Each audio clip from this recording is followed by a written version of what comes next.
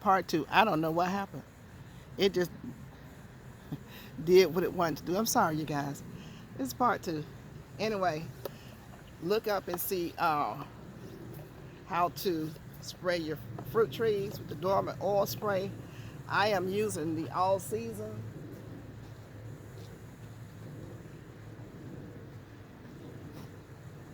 I showed you this before, all seasons. Horticultural and dormant spray oil.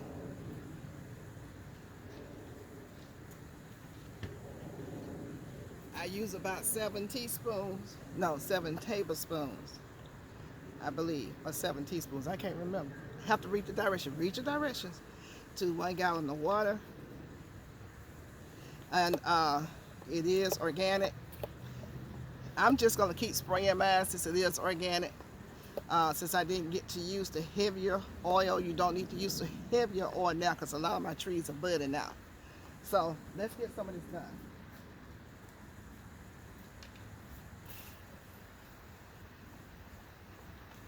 We're going to saturate it and start dripping.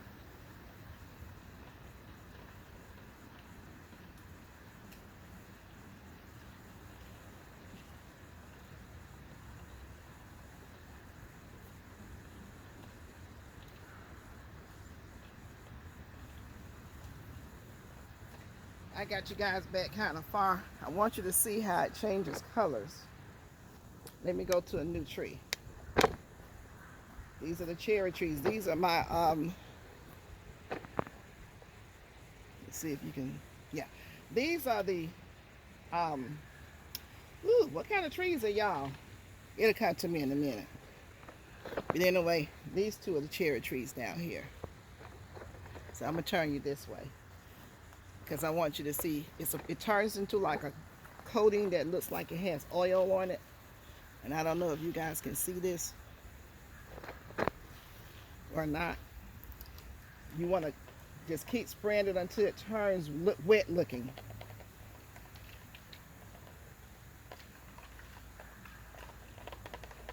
And when it starts pittering out like that, stop, and you're going to have to pump some more. That's why I was trying to use the bigger ones so you wouldn't have to do this, but I'm just wasting money. They're not working. And I got upset. I mean, it's terrible.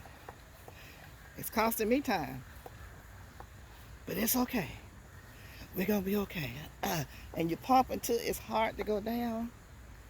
Then you go back to spraying.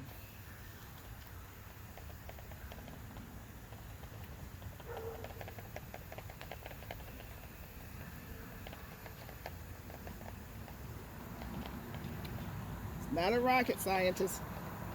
You just spray them because you want your fruit. And you can have your fruit. But the bugs want them too. And I'm tired of the bugs eating up my fruit. And I'm tired of these recalls. So what you gonna do?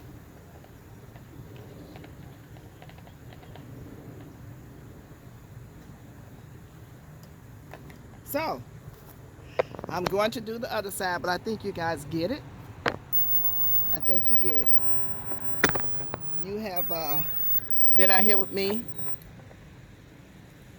You see me trim back my grapevines and my muscadine vine, and I am going to do a final cutting. Hopefully we're going to have some bad weather. Yeah, it's going to get cold again. I'm trying to get you off the hill. It's kind of hilly over here.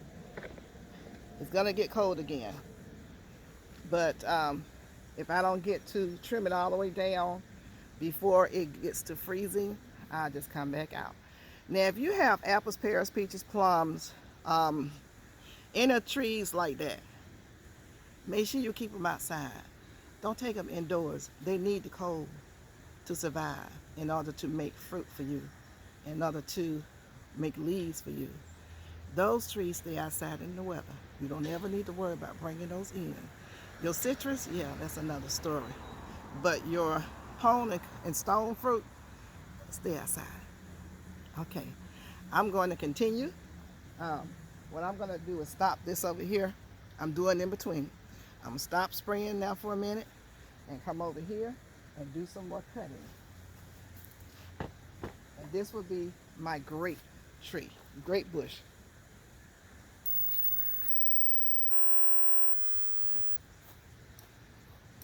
grapevine. Some of this is going to be dead. We'll see. Let's see. See how long this has gotten. This is like ridiculous. And let me see if it's still any good. You want to check and see if it's green. This is green. This may be too thick of a piece. I don't know. But I'm going to try it anyway. Nothing hurt but like a try. But I need to get it down. Get rid of that. Then come to about here. Cut that back. And what you do when you decide to come and prune back your grape tree for good, for the summer, for the spring, what you want to do, hopefully I don't cut you off, is bring it up probably to one node. And cut the rest of it off. The node closest to the trunk, and then cut the rest of it off. That's how you prune it back, because it's all going to grow back. It's all going to grow back. Trim that side stuff off. So let me see if this one's any good. Nope. Dead in the water. Dead. I think this is dead, so we're going to go in here and cut that off. Yeah. You're not trying to save that. I think that was alive, though. So if you see where it's alive, just go on ahead and cut that piece off and hold on to that. Make sure your nodes are going in the right direction. Hold them in your hand so you can have them going in the right direction. I'll do one more. All this is dead. Keep going down till you get to something green.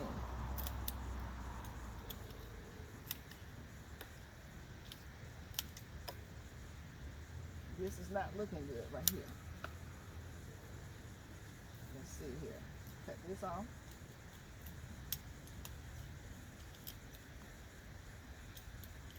I think that's dead. Okay, I cut down to the good part that's green. And that leaves me with one little node. I may try that little piece too. We'll see. All these little pieces that's sticking out, I will cut them down. I cut them off. You don't need that. This last one, and then we'll stop. I know this is all dead because it's bending over.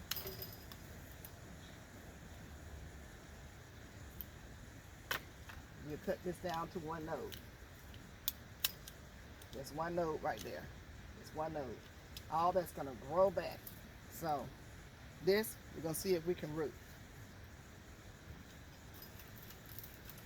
The little tendrils have grabbed onto everything, so you're going to have to cut those in order to get it to cooperate. You have to cut the tendrils loose. So anyway, people, I'm not going to hold you. Just wanted to show you what I was doing out here. If you have any questions, please put them in the comment. I'm going to go back to some questions that people asked on one of my videos when I was potting up some fruit trees on my deck. The size of the container was 18 by 20. And they wanted to know, where did you start? How deep did you plant it? Let me give you an example. Hold on, let me cut this piece off because this is dead. Cut down to something that's new. There you go. So, and what you do, let me stop. What you do, so you don't get confused, you take this, I'm gonna sit it right here so I can get some water in a container. That way I know that goes with this tree. You don't want to get it confused. So let's answer that question. When you plant your trees, whether it's in the ground or whether it is in a container,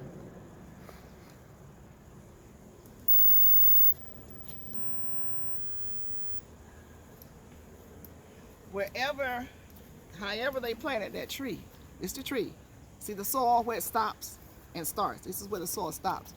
You do not want to come above where that soil stops. That's where you plant it below that, or at the same level. So if you're looking at this right here, if I were to replant this I would plant it up to where the stem comes up, or the root, or the not the root, but the trunk comes up out the container. That's where I would plant it up to that point. If it has a graft, you do not plant it above the graft or close to the graft, maybe 1.5 to 2 inches below the graft. Therefore, you know you're not going to kill your tree. So I hope that makes sense to the person who asked the question. They want to know how deep. If you plant it in the ground, it doesn't matter because it's in the ground. You just don't want to plant the top part too deep. Keep it leveled. Now that's why I ask you, if you're talking about a bare root tree or an already potted tree, there's a difference. There's a difference. So depending on which one you're talking about as to how you plant it. If it's a bare root tree, it's going to have a graft on it 9 times out of 10. If it doesn't have a graft, then it doesn't matter. You know, just use your judgment. But if it has a graft, you want to keep it below the graft. And that's how you plant it. So I don't know if that's making any sense to the person who asked the question. If you don't still understand, let me know on this feed right here. Any questions you may have asked me during any previous videos. If you didn't get an answer from me, you can come on any of my videos and ask that question. It doesn't have to be, the question doesn't have to be about the video that I'm shooting right now. It can be about a previous video or just a question, period. I don't mind. Just ask a question. Say, I just like to know, and I'll get with you. And if I don't know the answer, I promise you, I'll send you to someone who does. That makes sense. Okay, you guys, I want to thank you so very much for your time. Don't forget to like, share, and subscribe. And don't forget to comment. Don't forget, if you have fruit trees, now's the time to start spraying them. You don't have to use all season, and I don't get paid for saying anything about them, but I know that it seems to be safe for me. But make sure you do spray something on your trees, and I will come back probably next week, hopefully showing you that I am painting my trunks. I want to do the spraying first and let the spraying set in. This is my second spraying. I will be doing a third, and I'll be spraying throughout the season. This is safe, so I can use that. My peach trees are budding out. My pear trees are budding out. So you have to be careful. You do not want to spray anything on that if they're budding out. And the reason why is because you have your beneficial insects that's going to come and pollinize and pollinate. So I'm going to see if I can show you the pear tree. If you can see those buds, they're opening up. So I don't want to put anything on that right now. I really don't. Nothing but some kaolin clay. I will do that. So that's budding out, and this right here is my peach tree. And you can see the white fuzz on there. That's opening up too. So you have to be careful. If I had caught it before now, it would be different, but I didn't. So oh well. See all that little fuzzy looking stuff coming out? You don't want to spray anything on that. At least I don't think so. You may differ. So my apple trees and my other trees, which are not budding out, I'm going to continue to spray the buds on them because it's safe. Okay, you guys, I'm going to let you go. I'll talk to you soon, and take care. And remember to check the recalls. There's a lot of them out there. People are getting sick and they don't know why. They're not paying any attention to the recalls. Tell your family, talk to your friends, your loved ones. Make sure that they are checking their pantries and checking their refrigerator and everything, and freezer for those recalls, okay? Take care. I love you. Bye.